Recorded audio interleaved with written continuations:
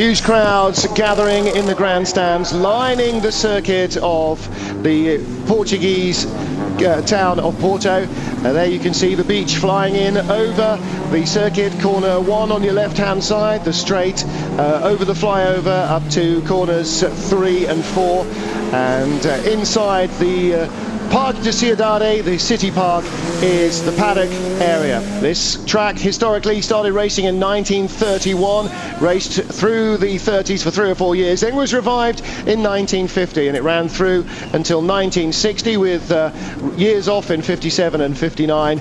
2 Formula 1 Grand Prix held around the streets of the park here in Porto, 1958 and 1960, with Sir Stirling Moss among the winners of the Porto street races. Then it was revived as a concept for going racing once more, with a couple of street parades of historic cars, and 2 years ago their first race meeting on the revised circuit, and now the first full FIA approved meeting here featuring the World Touring cars. And the grid for race 2 features the top 8 from race 1 in reverse order. So Jörg Müller and Andy Priaulx, 2 of our 3 championship contenders, start on the front row of the grid ahead of Tom Coronel and Ivan Müller in Seats.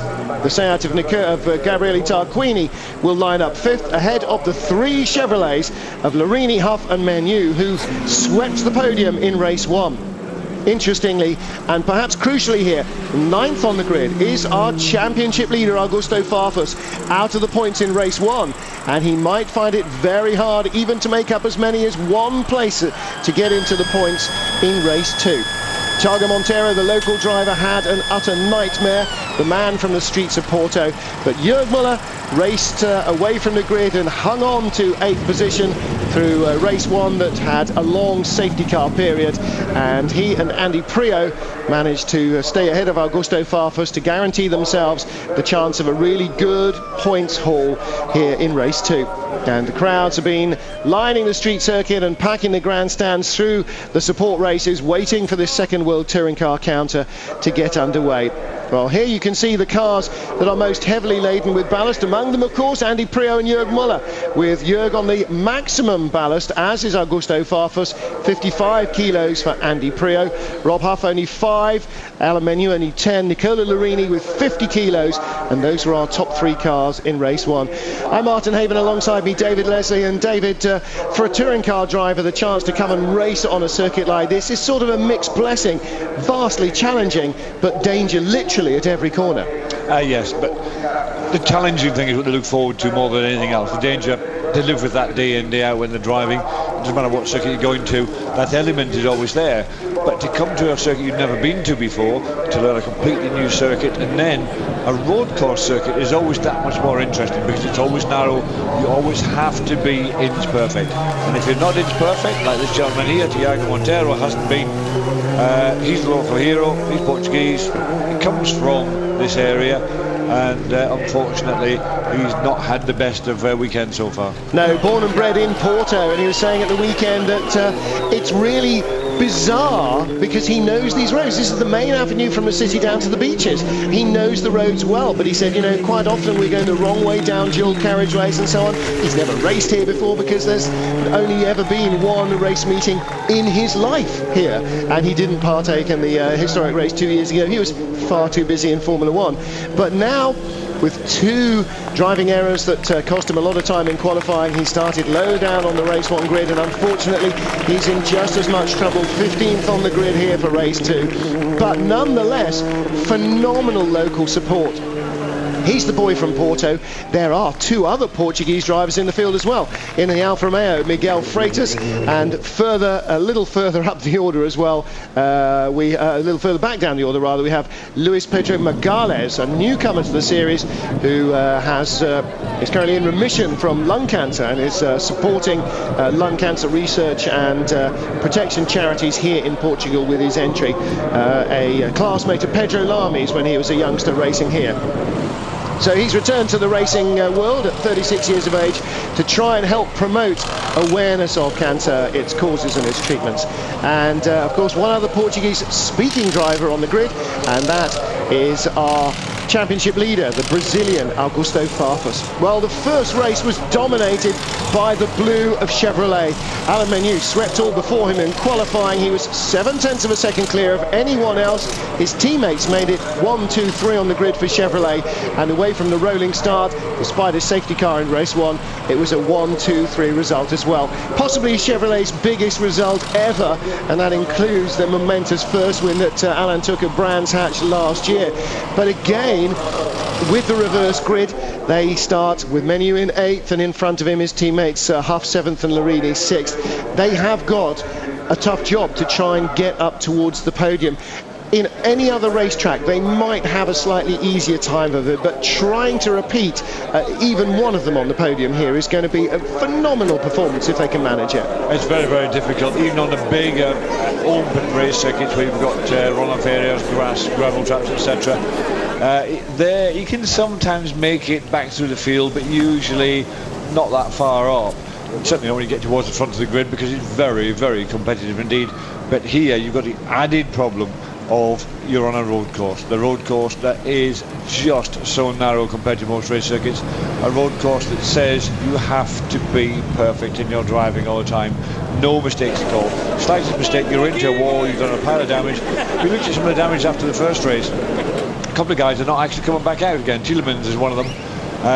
We seen it hit the wall, didn't look that bad. We looked at the car afterwards, and no, he's hit the wall very hard and moved the engine across basically, and done a fair bit of damage to it. Colgiago, who caught the back of Haranda's BMW at turn 13, ripped the front corner off, so that was the end of Colgiago. And Haranda's himself, who ran into the back of a stopped car which was belonging to Emmett O'Brien.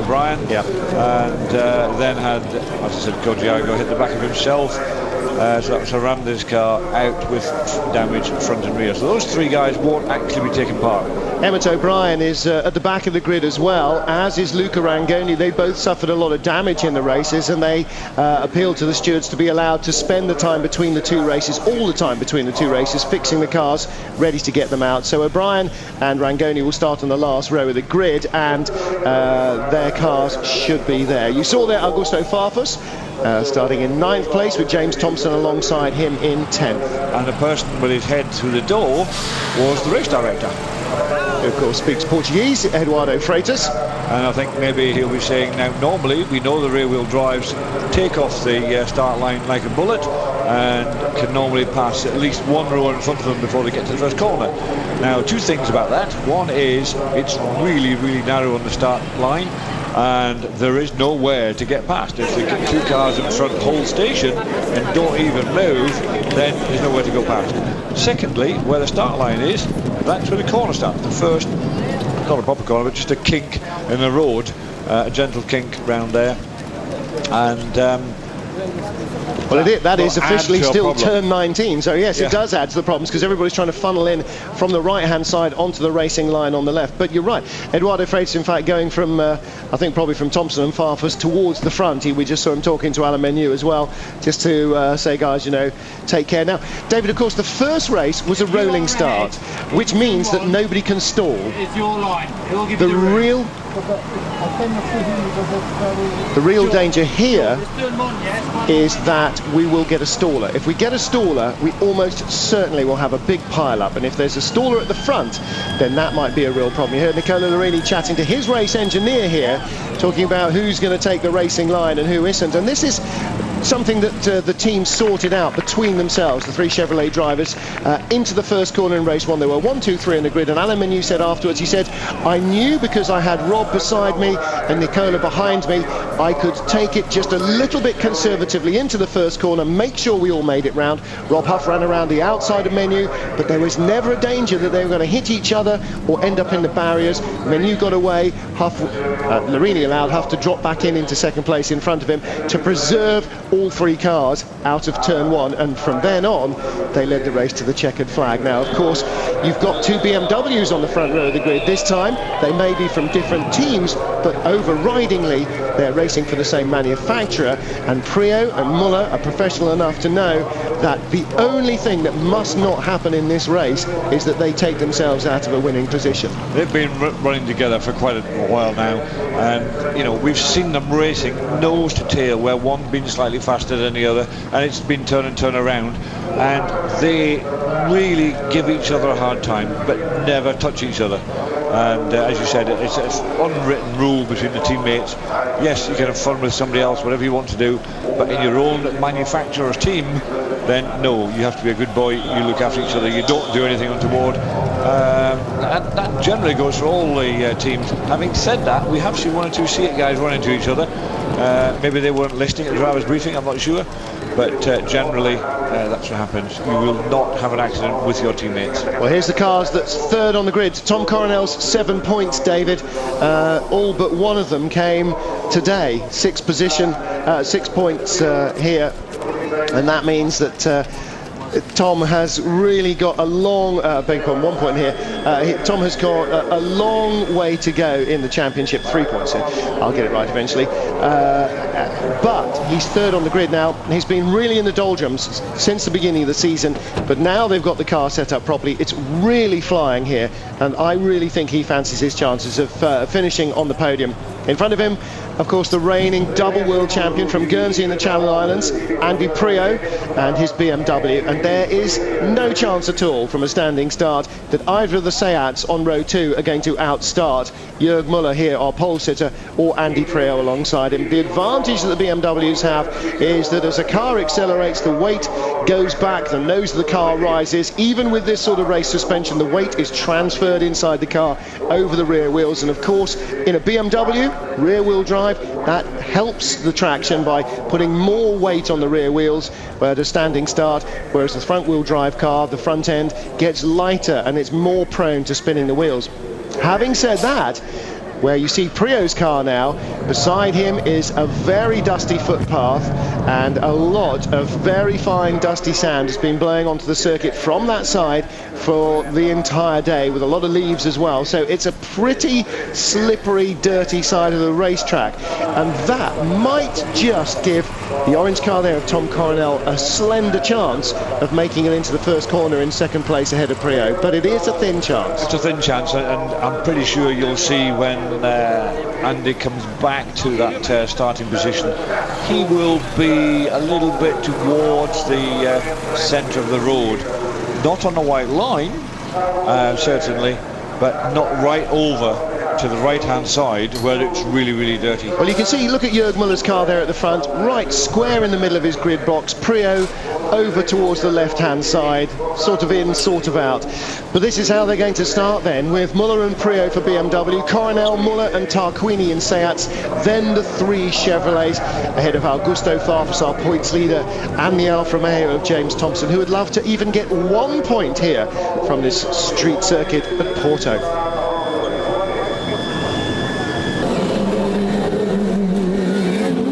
Fans waving from every available vantage point, from the top of garden walls, from balconies, from the windows of flats, from the roofs of houses, from the grandstands and lining the fences, all the way around the Circuit de Boa Vista. We ride with our pole sitter Jörg Muller as he makes his way through turn 12, up through turns 13 and 14 to the highest point on the circuit, and further back in 9th place with Augusto Farfus out of turn 10 to turn 11. Thiago Monteiro now coming through the right-handed turn 10, then turn 11, still climbing up through the tight streets of the second city of Portugal, Porto. And with our race winner, Alan Menu, with that big, deep sun visor, his eye line just a little lower than the cameras, as we sit effectively where your eyes would be in the passenger seat. And you can see the mirror at the top of the picture there, see him working hard and perhaps catch a glimpse of what's going on behind him. There's James Thompson in 10th place, top independent Stefano D'Aste, and there is Mark Busfield, RML's very own Fred Dibner. Onboard view from Thiago Monteiro's camera as we come down towards the grid. Of course, Busfield, the head of engineering for the Chevrolet Racing project at RML, wearing the traditional bow ties this morning to celebrate not just pole position but 1, 2, 3 on the grid, and of course they're keeping them on for this afternoon after 1, 2, 3 in the race. What do you think they're going to have to celebrate for race 2, David? I think they're going to have, well, they are, I haven't spoken to Mark earlier, he's saying they want to have some points. So more than anything else, they want to get to the end of this race. They don't want to get involved in anybody else's incidents. They don't want to be hitting one of those really hard walls, those concrete walls at Amoco that line the circuit all the way around. They very much want to be bringing the cars back home. Now look at Andy Prio. He's moved over and he's angled the car. He wants to be right in behind that other one. Nervous moments for the teams, very nervous moments for the drivers. The circuit de Boa Vista covered in sand and leaves, particularly as we look at it on the left-hand side, the driver's right, the even numbers, Andy Prio second, Ivan Muller fourth, Nicola Larini sixth, and so on down the grid. And there is Luca Rangoni on the back row with Emmett O'Brien.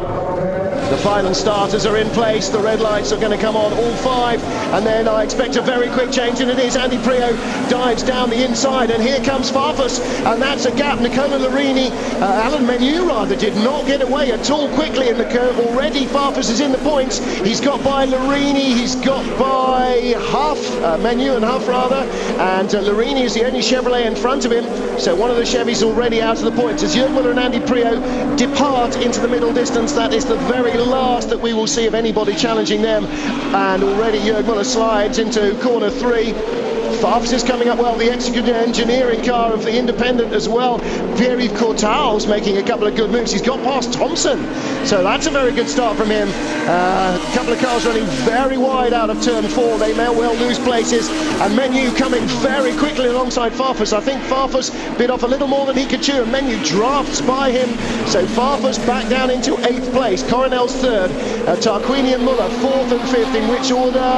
Not sure. Then Jourdain ahead of Daste. Jordi Genet a long way back, but at the moment Muller's just keeping himself out of harm's reach regarding Prio, and they're not escaping Coronel, David. I know Coronel really said he wanted to be looking after those BMWs. That was his main thing in this race, was to really concentrate on catching him and hanging on to, if not passing the BMWs in front of him.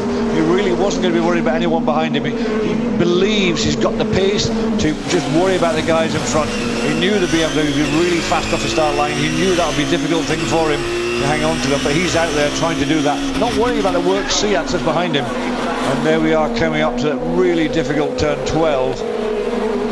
So through they go with Rob Huff behind, Augusto Farfus 8th and 9th, then Jourdain, Courtals, Thompson, Stefano Daste, Jordi Genet, all the way down to Rangoni and O'Brien towards the back of the field. But it's Jürgen Müller and Andy Prio, and Coronel is making himself scarce, leaving Ivan Muller and Gabriele Tarquini behind him. Coronel, of course, has had such a rotten season, he's got no success ballast to worry about, so his will be the quickest of the Seats. And Rob Huff thinking about looking through turn 16. We've seen that tried with single seaters. It's a very brave move, and again Jürgen Müller loses a wing mirror lap 1 through the chicane at speed, and somebody else did as well. Farfus, well, we know at the beginning of Sunday morning RML only had 3 wing mirrors left, and I bet BMW have got none left now. And here comes Huff looking down the inside at turn 1, and that's very close, and Rob is going to really push this issue because his car is light as well, and Farfus is carrying 60 kilos of penalty ballast, so effectively nearly 80 kilos heavier than Rob Huff's Chevrolet, and that is a fully grown man, not a very big man, but it's certainly an extra racing driver in the car that Farfus is carrying around compared to Rob Huff. Let's see how it works up the straight, because that's where Menu got away. Farfus got a much better drive off the corner this time, but Huff is very close indeed, and Farfus has tweaked that mirror as well in the chicane. Yeah, but Farfus very much on the defensive. Yeah, Huff's gone around the outside. He has him. That is 80 kilos difference between those two cars, essentially 75, because Rob's carrying 5 kilos of success ballast. But still, this is certainly a circuit that's really suiting the Chevrolets. And here comes Larini. Larini now has caught Tarquini, and now it's time for the Chevrolet drivers to roll up their sleeves and see if a bit of street fighting can get going here. And still the leaders, 2 minutes 11, 2 minutes 12. 12, 2 minutes 13. Those are the top three's first laps. So you can see how Muller is just keeping ahead of Prio by a whisker and just easing away from Coronel. And in fact, a slow run up the hill from Coronel means he's got Ivan Muller in fourth, Gabriele Tarquini in fifth, then Larini, Menu, Huff, Farfus, Jourdain. That's your top 10. You can see them here just line them behind each other. The first two got a little bit of a gap, then you got Tom Cornell, the other two Seats, the three Chevrolets, and then the Snitzer BMW that is the teammate of the lead car, Augusto Farfus, teammate of Jörg Muller, who's out there leading with Andy Prio right on his tail. Andy knows he needs to score points. He knows it's going to be difficult to take points away from Jörg Muller this weekend, but what he is doing is taking a lot of points away from Augusto Farfus, who's down now in 8th place. Well, 9th now, because of course Huff went past him halfway around the lap, so Farfus is not scoring a point at the moment. Didn't get one in race 1, may not get one in race 2, so it's very important for Prio. Equally, of course, everybody in front of Farfus at the moment, all of whom would hope to be championship challengers at some stage, but Prio is sticking to his task. Last lap, 2:10.55 for Muller, 2:10.26 for Prio, 3/10 quicker. He's closed that gap right down again. So Prio is quicker at the moment than Ivan Muller, than Jörg Muller, and he's going to desperately try and find a way of forcing a mistake out of Muller, because really that's his only chance. He's got to stay right on his back bumper and just wait for Jörg to put a foot wrong and then pounce. But putting a foot wrong, Jörg Muller, well, it doesn't happen that often. Meanwhile, here comes Menu down the inside, and he takes the place from Tarquini. That's for 5th position. So I beg your pardon, it was Larini, and that's uphill as well. So great racing, and here comes Menu. He's having a look as well. Tarquini in trouble.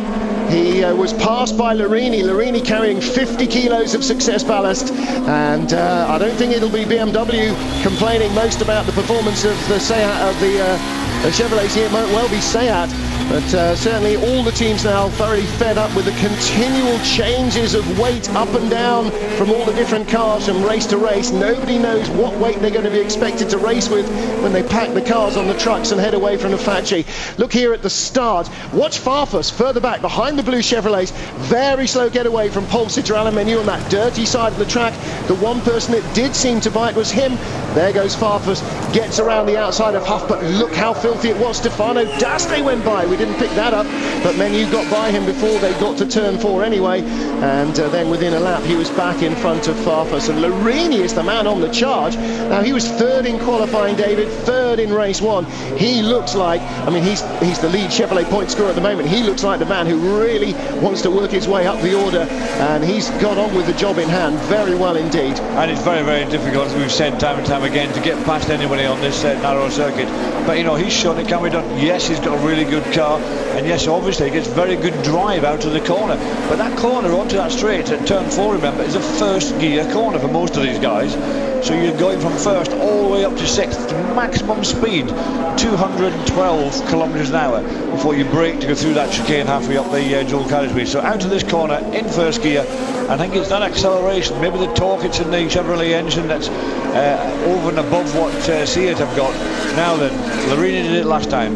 Can Menu do it this time? Well, Larini is very, very close. Oh dear, that's Michel Jourdain, and that looks like he's run wide at turn 1. We didn't see it at the chicane. Larini's having a look at Ivan Muller. He's trying to pass the lead factory Seat, and you're right, Menu right behind Tarquini. Well, Tarquini's been bitten once. Yeah, he moved into the middle and really had a blocking manoeuvre and just trying to keep him back. And Ivan Muller's trying to keep Larini behind, but Larini's car is definitely quicker, and Ivan really locking up the wheels there under pressure at turn 7. And Menu's through.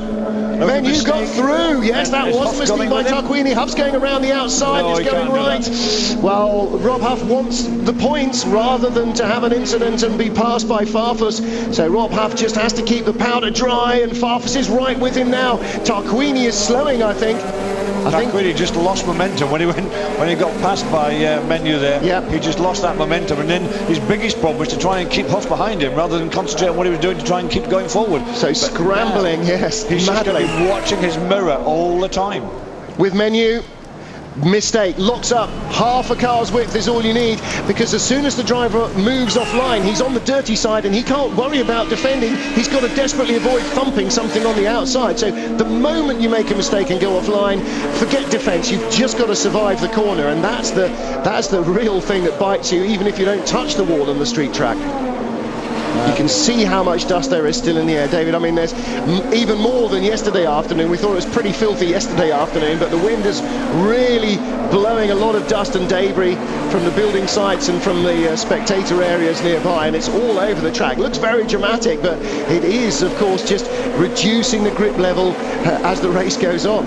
Yeah, and you look at now what's happening with the SEAT, because Tom Coronel has moved away from Ivan Muller into a very comfortable third place, and Ivan Muller's now got to worry about those two blue Chevrolets right behind him. Well, Ivan Muller was half a second slower than Coronel on that last lap alone, and here's a great battle. Jourdain ahead of Pierre-Yves Courtals, top independent Pierre-Yves Courtals, and he wants to get away ahead of Jourdain because Stefano D'Aste is behind James Thompson, but they're only 2 seconds. There they are, right behind them. And look at D'Aste angling to get past Tomo's red Alpha as well. Here comes Menu. No, Larini rather can't get through, and Huff again around the outside, but Gabriele Tarquini right down the dotted line in the middle of the carriageway.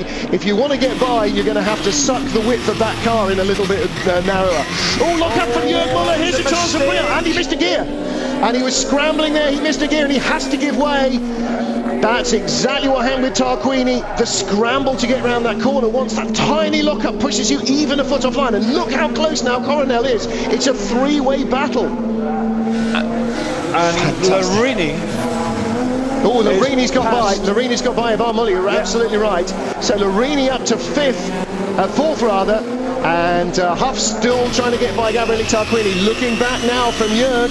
There's Coronel now. Jürg, of course, has to compose himself, reset himself, and get on after Prio and force that mistake out of him. 7 laps remain of the 11. After this, it'll be 6 laps. So not even halfway through the race yet, and there's a lot more opportunities to force the tiniest of errors. David, on any other circuit, the driver might have run up the curb. He might perhaps have put a wheel on the grass, would still have held the lead. Here, it's such a panic to get the car around the corner. You've just got to, self-preservation mode kicks in instantly. We've said so often about how much dirt there is on the side of the circuit, so if you get offline, you are on the dirt, and you really then have to struggle to hang on to the car, as you said. No, you must stay online. You've got to try and hope someone make a mistake. Down the inside. Here he comes. That's Menu. That's Menu going past Ivan Muller, and Huff trying to line up. Tarquini still trying to get past Tarquini. Look at the outside shot. Where's Farfus gone? Farfus just shot backwards. Oh, that's a huge one. That's Miguel Freitas. He's taken the front off the car in the chicane. He's ploughed straight through it, and there goes Huff through the inside just before the yellow flags and possibly the safety car. Drive-through penalty for car 26 for a jump start. Well, we won't worry too much about that, because that's Stefano D'Aste. His independence race is run, but there is Farfus now catching back up to Tarquini, and he's got to think that Tarquini and maybe Ivan Muller are easy meet, and here comes Huff down the inside. Not quite this time. Yellow flags are out, so he can't make the pass. Wow, dramatic stuff. This is a race. Safety car boards are out, and there is Miguel Freitas walking away from a very damaged car, and he was having a bit of a limp there as well. I think he's had a big belt, and I'm sure that we're going to have a chance to see. I'm sure the pit lane chicane cameras will have caught that. So at the moment then, drama everywhere, and that is Thiago Monteiro. Now they're under the bonnet, they've got the laptops plugged in, his car clearly not running right, so he is out. Prio leads from Muller, Coronel in third, Larini in fourth. Now that is Miguel Freitas. Oi son, you forgot this. Well, it's just past the start and finish, so yes, that was coming out of huge shunt in the chicane, and he's hit it on the left-hand side. It was here. He's gone straight into the tyres, just missed it, bang, and it's in the wall then.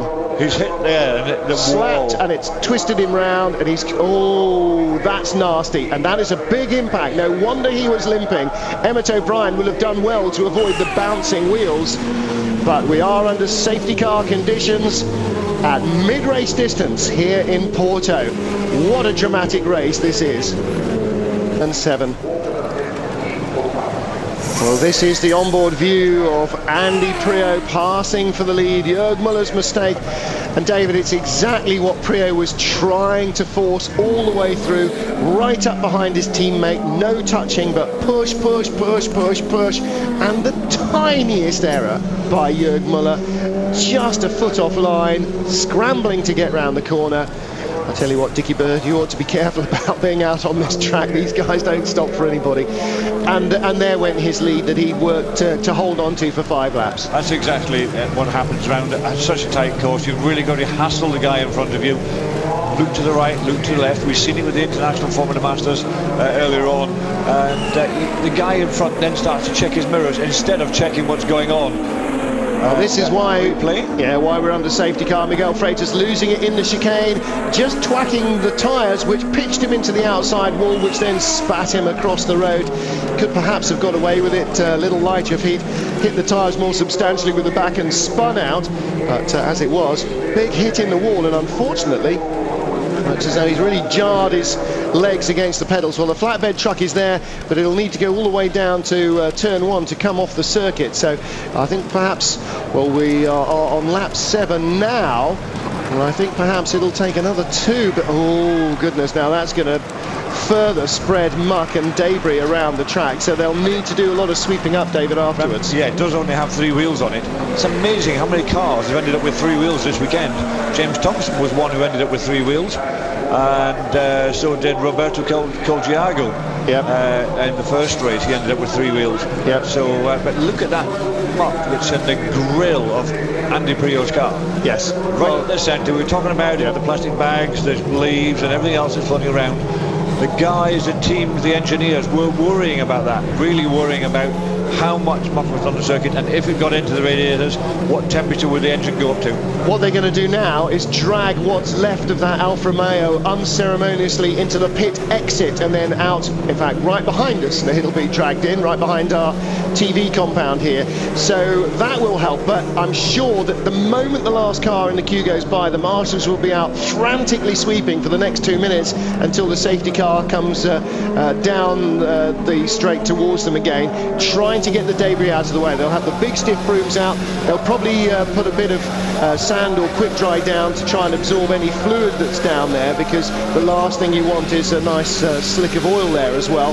Didn't look as though there was a lot leaking out from under the car, but it's very hard to tell until it moves, because of course dark shadows from the very bright sun still sitting overhead here. With James Thompson, and he is currently in 12th place, so he's following Michel Jourdain with that wing flapping from contact with something that Jourdain's had. As our leader Andy Priaulx and Jörg Muller come towards us, Tom Coronel in 3rd, Nicola Larini, Alan Menu, then Ivan Muller holding off Rob Huff still. Gabriele Tarquini has the last point, but I wonder whether Farfus will be able to do anything about that at the moment. Farfus could really do with not a 0-0 here this weekend. He's got a championship lead, David, but you don't keep it by failing to score. No, 1 or 2 of these guys need to be a bit closer to the people in front. Tom Cornell's one of them. He really needs to be much closer to those 2 BMWs. And the other one that's much further back is Ivan Muller, or is it Tarquini? I'm not sure. Yeah, there's Tarquini. Yeah, he needs to be much closer. Well, what happens though normally is that the race director will put up a message on the timing screen to alert the teams that the safety car will come in next time round. So he'll give them effectively a 1 lap to go signal on the timing monitors, and that then will be the time when the drivers really want to close up. Particularly, I imagine, because it's a street circuit, and when you can only see 30 metres in front of you, you don't want to be closing up only to find that the guy in front has had to slow right down for something in the track in front of him. And the last thing anybody wants to do is wreck the front of their car on somebody else who's behind the safety car. If you know it's coming in, you know everybody else will be really, really focused, and the track will be safe. So perhaps that's why some of them are leaving bigger gaps than you'd want at the restart.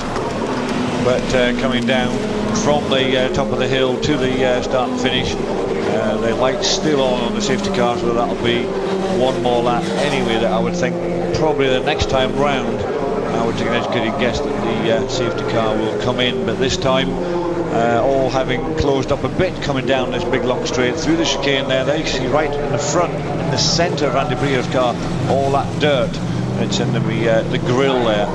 Bits of paper floating around inside the chicane. It just bounced off the top of one of the Seats, still bouncing around. It's going to go in somebody's grill there, isn't wait to see who's going to end up in, but it's still bouncing around. Yeah. Now, of course, the lights on the safety car are likely to go off 2/3 of the way around the lap. We're told that there's a slippery surface concern here. Well, in fact, at the kink, and that's where the crash happened. Yeah, so they may well put some quick dry down. Now, notice at the top of the screen, now the race distance is 13 laps, not 11. In the touring car rules, there is provision for up to 2 extra laps to be added if there are 2 or more laps run behind the safety car. And that means that we've already lost 2 laps behind the safety car. We're now on the 3rd lap behind the safety car, so the race distance has gone up to 13 laps rather than the 11. So hopefully we'll get some better racing. We had a very long safety car period, unfortunately, in the first race this morning, and it did turn into a little bit of a damp squib towards the end. But this race was so exciting from the beginning. Let's hope that we get a chance to see a little bit more of that. Down towards the tail of the field, you saw Emmett O'Brien and Luis Pedro Magales, and behind them the last of our running cars, Thiago Monteiro, of course, who rejoined from the pit lane. So we'll wait to see whether the safety car lights go off. Well, we're hearing that the safety car will continue to stay out. Yes, there you go. The marshals are putting down lots of fine sand to try and soak up that stuff. Whatever it is, fluids, oil, water, brake fluid, of course. You saw the whole front corner come off, so the brake lines will have been ripped there. And there's no way in the world that he did not have his foot on the brake at that stage. So it will have been under a lot of pressure, the brake system, and now will have spewed extra fluid onto the track as well. So you saw Bart Manpie, the RBM team that run this BMW Team UK car for Andy Frio, double world champion and European champion before that. He leads our race here in Porto, turn 12. Well, again, the camera really doesn't show you how much the road drops away on the outside, David. It's hardly a precipitous drop, but it's very definitely off camber there, isn't it? It is. We walked round when we arrived on Thursday evening, and believe me, you come up over that brow, and if you think about being in a car low down, you really can't see it at all till you get there. And then when you want to turn, just the point of turning, you go over the top of a brow and start to go down a little bit, and you've got an off camber at the same time as you want to turn in. And at the beginning of the weekend, it did catch a lot of people out, not only in touring cars, but also in the single, well, in all the categories. Yeah, absolutely. The safety car is in this lap. Yeah. So the green flag was actually waved at the entrance to the. That's the green flag being waved. There is the green flag. Entrance to the chicane. Well, now Andy Frio is going out. Chicane and out.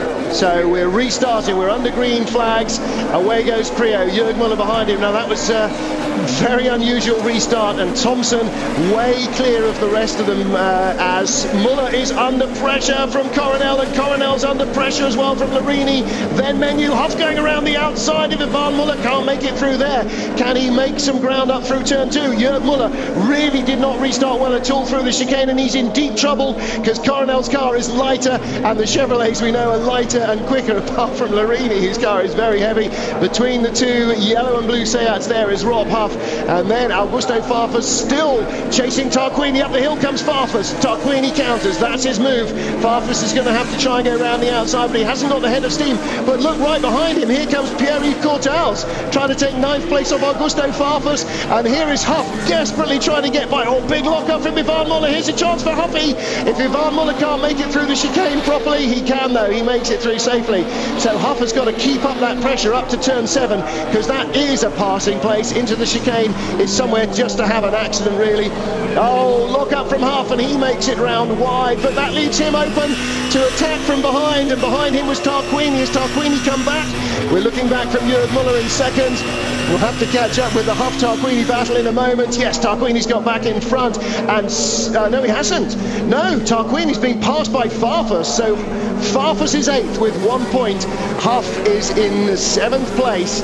So Augusto Farfus finally into the points here in Porto.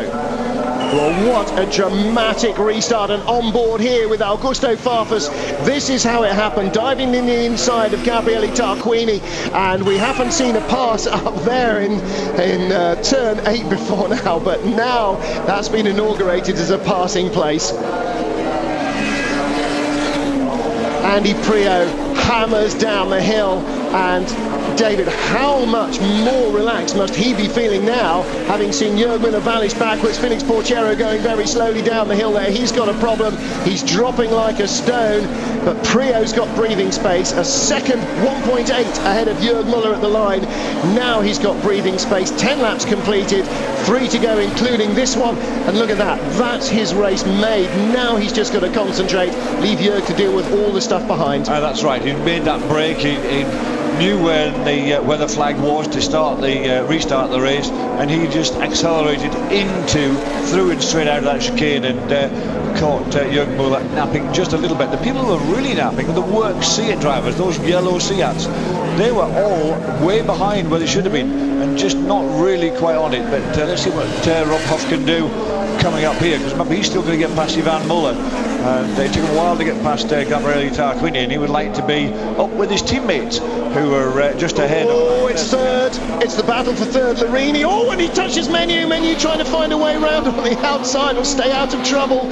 Thought perhaps it might be going a bit pear-shaped. Tom Coronel waving in the mirror thing, what do you think you're doing, pushing me into a chicane like that? And Tarquini defends again. Now David, it's exactly what you talked about earlier, you put your car in the middle of the road, it's very hard to find the space to go through, and Huff would have picked up a lot of rubbish on the inside there, going into a very important braking area. That might have put him and Tarquini in real danger if he'd stayed on the inside, so he didn't try that move. The onboard view of Menu behind Larini. Well, Coronel was really incensed by Larini picking up the back of the car there as they got into the braking area, and let Larini know in no uncertain terms. But look, Jörg Müller closing on Prio, I think, up the hill here. He's certainly pulling away from the other car from Tom Coronel. Is. Well, he would be, because Coronel's got his hands full and his mirrors full of Larini, Chevrolet and everything else going on behind him. But riding now with Menu, that's Larini in front, Coronel in front of him. No, that wasn't, that was Farfus, behind Huff. With Cornell, the two Chevrolets, you've still got Müller there, desperately trying to keep Rob Huff behind him. Augusto Farfus, followed by Tarquini. And then behind Tarquini now you've got Pierre-Yves Total, the first of the independent cars, who's now latched onto the back of Gabriele Tarquini. But no, Andy Prio still got a nice little gap, 1.3 seconds is fine. Half a second lost though, and look how much. Oh, and Rob Huff, on the dirt, and could not get it stopped. Now he's got to back it up, select first gear and go again, but the chance to move up the order went adrift there. Prio from Müller lost half a second, the gap there from 1.8 to 1.3. Coronel in third, defending heavily against Larini still. So Larini had really had to put himself on the line down the outside, decided not to do so, and he's going to look for another place to go by. Farfus moves up another position there, and he's in 7th place as Rob Huff desperately tried to get by Yvan Müller, but Müller had the line and Huff outbraked himself into the tyre wall. So disappointment there for Huff and for the Chevrolet team. They were looking to get all the cars firmly into the points here, and now they're ganging up on Coronel. Larini's really desperate to try and get by and score more big points here, particularly now as Farfus is into the points, and Farfus is the man he's chasing. That's right, and you know, he looks every which way to get past Tom Cornell, and they're finding it more difficult to get past Tom than they were getting past the works cars of Yvan Müller and Gabriele Tarquini. Well, here's the overtaking manoeuvre, just too fast. Too fast, and on the dirty side of the track as well. We've seen how much sand there was. No grip. Ray Mallock shakes his head in disappointment, as I'm sure Rob Huff will do as well. And I tell you what, Larini is not going to have an easy time getting by Coronel. Coronel will be absolutely furious now, obviously trying to control it, but after that touch into the first chicane from Larini, he really will not be cooperative at all. Down the hill they come, the orange Seat of the GR Asia team, Tom Coronel and Seat Netherlands. Of course, he's not an independent. He may not be the Seat Sports Spanish run cars, but the GR Asia team have got their car at the front end, and they are not going to be pulling over for anybody here, no matter what hue of livery is on the car. Tom said before the race he wants to go BMW hunting, and that's where he's going to stay, hunting them for points. He's got a lot of misfortune and ill-handling cars to make up for this year, and this is where the rot stops and Tom starts to score some points, and Larini is going to have to pull something magical out of the bag on the last lap here if he wants to get onto the podium. But that would be in itself a huge result for Larini. Third place in race 1 to third place in race 2 with 50 kilos of ballast. That would be quite some result. He's got about 3.5 kilometers in which to pull it off. Coronel sits on the white line. That's in the middle of the carriageway, but he's left enough of the gap, and Larini's going through, and that is third. Can he control it? Yes, he can. Into the chicane, and here comes Menu trying to have a look around as well. Menu got the drag out of there, and can he just drag him past to the Yes, he corners? can. Pushing is through. Yes, he can, and behind Farfus, not in close enough, I don't think. Oh, he's gone off! I don't believe it. All that hard work, couldn't get the car slowed down. Here from Menu, there's the pass, and Menu got through because Coronel really had to stop to try and scramble through. And there was the applause. Moments later, just a few hundred meters up the road, Nicola going off at turn 7. What a disappointment for him. But Alain Menu, winner of race 1, third place in race 2.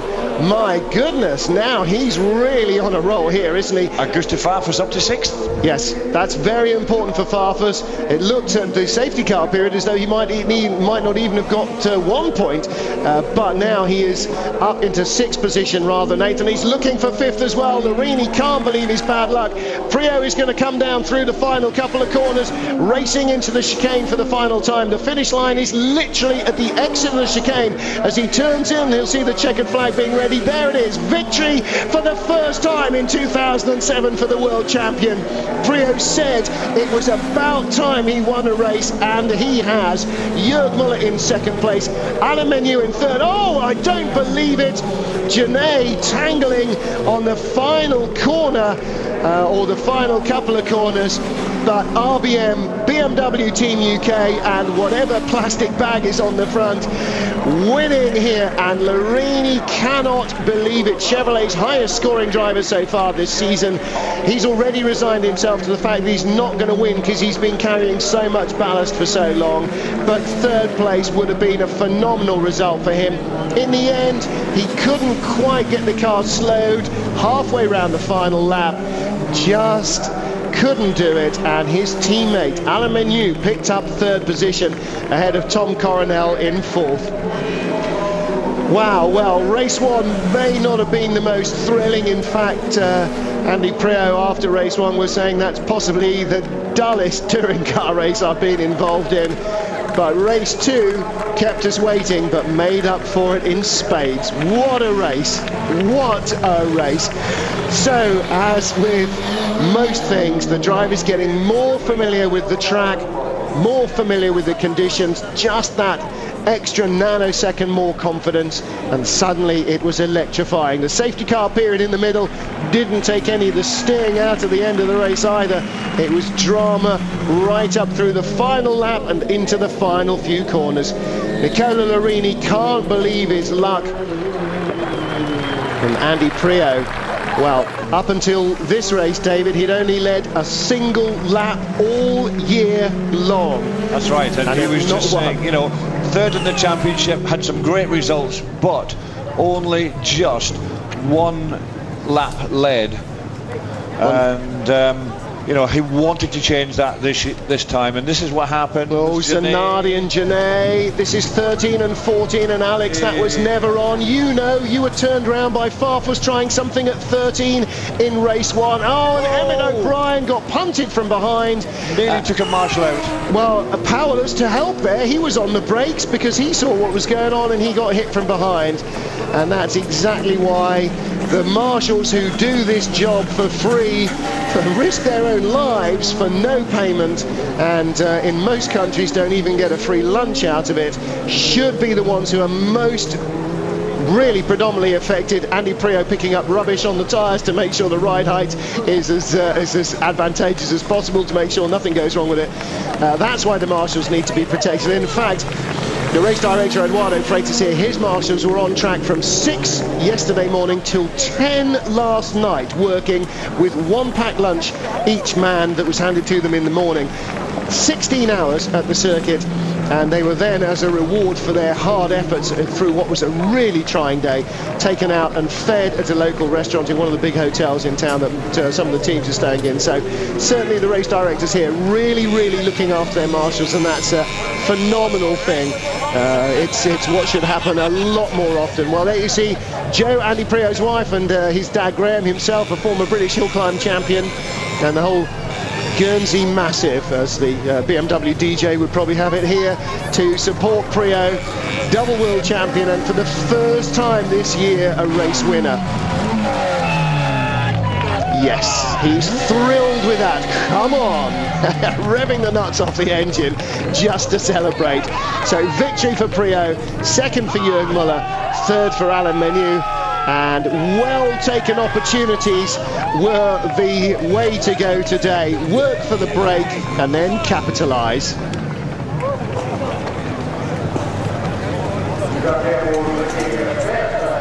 Well, Prio there with his dad, with his wife, celebrating that, the first win of the season. It's taken a long time to get here, but finally at the midpoint we're here, and Jürg goes over to congratulate him. They love to race close, they love to race clean. Jürg could be bitterly disappointed with himself for throwing away a win, but he's not. He's happy for his friend because he's won the race. No hard feelings, and that is great to see between, well, guys who actually aren't even teammates. No, not in the same team. They work for the same manufacturer, the BMW, but not in the same team. But he knows that that was a really well-driven race by Andy. Andy pushed him hard. He made the mistake. Andy said, "Thank you very much, I'll take it." Only just, there was no space to spare, but he took it, and that was it. And there we are. We can see the rest of the drivers coming in, two-part firmly getting out of their cars. Andy off towards the podium for a interview. Well, we're going to try and catch a quick word with him before they get into the interviews, but this was the moment of truth. Down at the end of the Avenida de Boa Vista, turn 7, lap 5, 1 inch offline, perhaps under braking. Jürg Müller ran out wide, and Andy Prio found just enough gap to get through.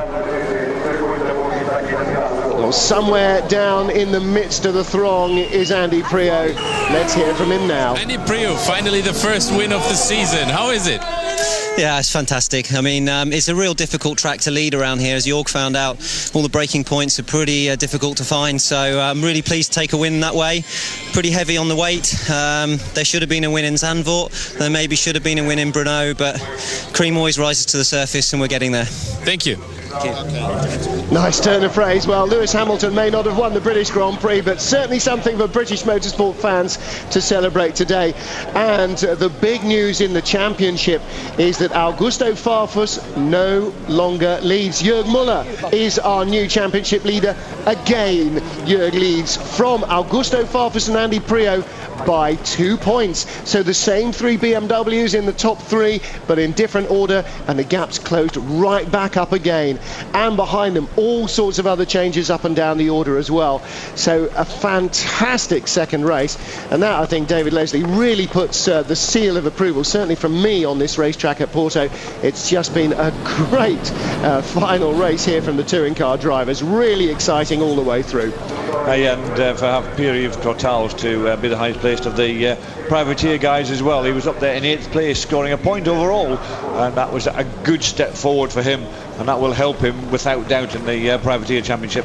Yeah, big support for him. The Monroe Shock Absorbers company that support his car, with a load of guests here as well. So they will have been thrilled with that, and they'll undoubtedly be thronging the area under the podium. to join the teams celebrating. And as they go into the Porto cabins here, this has very much got the feel of a flyaway race, because of course there aren't permanent garages. There is the story in the championship. Jürgi by 2 from Augusto and Andy. Ivan Muller in 4th place, still ahead of Alan Menu and Nicola Larini, who are now joint top Chevrolet driver, and that because Larini gave 3rd place away and the points that go with it with that incident. And Rob Huff not scoring, disappointingly for him here in race 2, but 2nd in race 1. Pierre-Yves Courtal's a single point there for that 8th place finish as well. But more importantly for him, he is on top of the Independence Trophy. So this is Porto, this is the midpoint of the season, and the World Touring Cars putting on a great show on the streets.